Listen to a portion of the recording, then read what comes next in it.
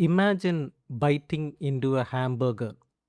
Suddenly you stop, you think about the dead animal on your plate. You realize this animal was once alive, just like a pet you loved. This moment changed Carol Adams's life. It was the start of her book, The Sexual Politics of Meat. Meat eating is not natural or neutral. It is political, it is patriarchal.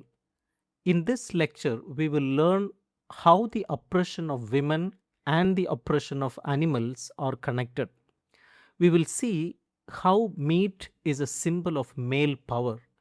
We will also explore how language hides violence and how feminism and vegetarianism together can change the world. Let us begin with Adams's core idea, the absent referent. What is the absent referent? It is what is missing. It is what we do not see. When you eat a hamburger, you do not see the cow. You see a product. The cow is absent. When you eat a pork chop, you do not see the pig. You see meat. The living animal has been made absent. Adam says this happens in three ways. First, literal absence. The animal is dead. You cannot see it because it is gone. Second, we change names. We do not say dead pig, we say pork. We do not say dead cow, we say beef. We do not say dead calf, we say veal. These words erase the animal. Third, metaphor. We use animal suffering to describe human suffering. A woman who is raped says, I felt like a piece of meat. A battered woman says, he treated me like a slab of beef.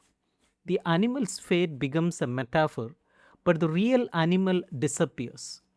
The absent referent allows us to forget. We forget that meat comes from a death. We forget that someone died for our meal. Adams describes a three-step cycle of violence. Step 1 is objectification. You turn a living being into a thing. You stop seeing them as someone. You see them as something. Second, fragmentation. You break the body into parts. In a slaughterhouse, animals are dismembered. In pornography, women's bodies are also broken into parts breasts, legs, etc. Third is consumption. You use up the object, you eat the animal, you consume the image of the woman. This cycle applies to both animals and women. The same cultural pattern supports both oppressions. Think of a meat ad. It shows a woman dressed like a pig or a pig dressed like a woman. This is not a joke, it is a structure. The animal is sexualized, the woman is animalized. Both become consumable. Adams shows that meat is coded as male, vegetables are coded as female. This is not accidental. In many cultures, men eat meat first, women eat what is left. In famine, men get protein, women starve.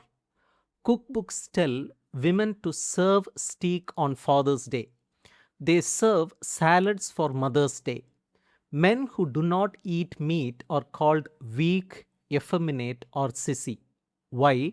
Because meat symbolizes power, it symbolizes the hunter, it symbolizes the warrior. To eat meat is to claim male dominance. Adams quotes a meat textbook. Meat is a virile food. Another says the virile Australian race is a heavy meat eating race. These are not neutral facts, they are political claims. If a man becomes vegetarian, he challenges masculinity itself. He refuses the symbol of power.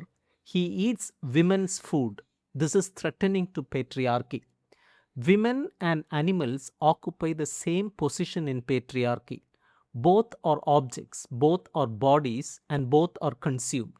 Look at the story of Zeus and Metis. Zeus rapes Metis, then he swallows her. He consumes her. This myth links sexual violence and eating. The woman is food, the food is female. Look at advertising. A restaurant sells a double D cup breast of turkey. A magazine shows a woman's body cut like a butcher's chart. A billboard says extreme stripper for a meat slicer. These images are not random. They connect the butchering of animals and the sexual objectification of women. Adams calls this overlapping oppressions. The same culture that treats animals as things also treats women as things. The same logic of domination applies to both. Language hides violence. Adams gives many examples. We say humane slaughter. This is a lie. Slaughter is never humane. We say put to sleep or euthanize. We mean kill. We say harvest or cull. We mean murder. We also use animal names as insults. You pig, you cow, you snake. These words degrade people by comparing them to animals. But they also degrade animals. They teach us that animals are low. They teach us that to be called an animal is to be insulted. We need new language. Adam suggests we say murdered chicken, not chicken meat. We say dead cow, not beef. We stop using it for animals. We say she or he. Language is power. If we change language, we change thought. Adams shows that many feminists were also vegetarians. This is not a coincidence. In the 19th century, feminist abolitionists like the Jim K. Sisters adopted vegetarian diets. They said it freed women from kitchen labor. In the early 20th century, suffragists opened vegetarian restaurants. They saw the connection between eating animals and oppressing women. During World War I, feminist pacifists said war and meat eating come from the same male violence. They argued that killing animals normalizes killing humans. Adams calls this the expanded front. The front line is not just the battlefield, it is also the dinner table. It is the slaughterhouse, it is the kitchen. Feminist writers like Mary Shelley, Charlotte Perkins Gilman, and Marge Piercy put vegetarian characters in their novels. In Frankenstein, the monster is a vegetarian. He refuses to kill animals. He is more moral than his creator. These connections were erased by history. Mainstream feminism ignored them. Mainstream vegetarianism ignored gender. Adams recovers this lost tradition. People who eat meat often mock vegetarians. They say vegetarians are weak, emotional, or sick. They call vegetarianism a fad. They say Hitler was a vegetarian. They accuse vegetarians of being racist or elitist. Adams calls this distortion. It is a defense mechanism. Meat eaters feel threatened, so they attack. But science supports vegetarianism. Plant based diets are healthier. They reduce heart disease, cancer, and diabetes. Vegetarians live longer, they have more endurance. Human body is closer to herbivorous than to carnivorous. We have flat teeth for grinding plants. We have long intestines for digesting fiber. We do not have claws or sharp teeth for tearing flesh. The real distortion is meat eating. We have first stage bodies eating fourth stage food. That is the problem. Adams describes a process called the vegetarian quest. It has three steps. First, the revelation of the nothingness of meat. You see meat for what it really is, a dead body, a killed being. You realize the absent referent. Second, naming the relationships. You connect your food to the animal. You connect your ethics to your diet. You see the link between violence against animals and violence against women. Third, rebuking the patriarchal world. You stop eating meat. You refuse the symbol of male power. You live your values. You become a witness against violence. This is not just a diet, it is a spiritual and political transformation. Adams also writes about the pornography of meat. She collected hundreds of images. They show women as meat and animals as sex objects. These images are everywhere. A magazine ad shows a woman's body labeled like beef cuts. A fast food chain uses Hooters as a name. A sausage wrapper shows a woman begging to be undressed. A hunting truck is called Roo Wrapper. These images normalize violence. They make domination playful. They say it is just a joke, but it is not a joke, it is ideology. Pornography and meat ads use the same structure. Both fragment bodies, both turn beings into objects, both sell consumption.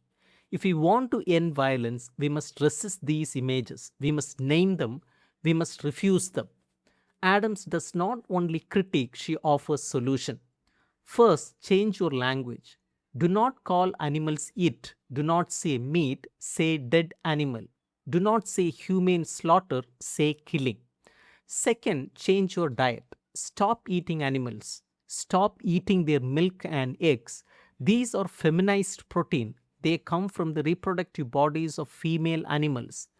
Third, connect your activism. Do not separate feminism from animal rights. Do not separate pacifism from vegetarianism. All oppressions are linked. All liberations are linked. Fourth, create new images. Make art that shows animals as subjects, not objects. Write stories that include vegetarian heroes. Cook vegan food with love and beauty. Fifth, support the network. Read feminist vegetarian books. Join groups like Feminists for Animal Rights.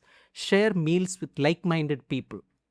Adams ends her book with a poem by Fran Winant: Eat rice, have faith in women. This is not just a slogan, it is a vision. It imagines a world without domination, a world where no one is eaten, no one is raped, and no one is treated as meat.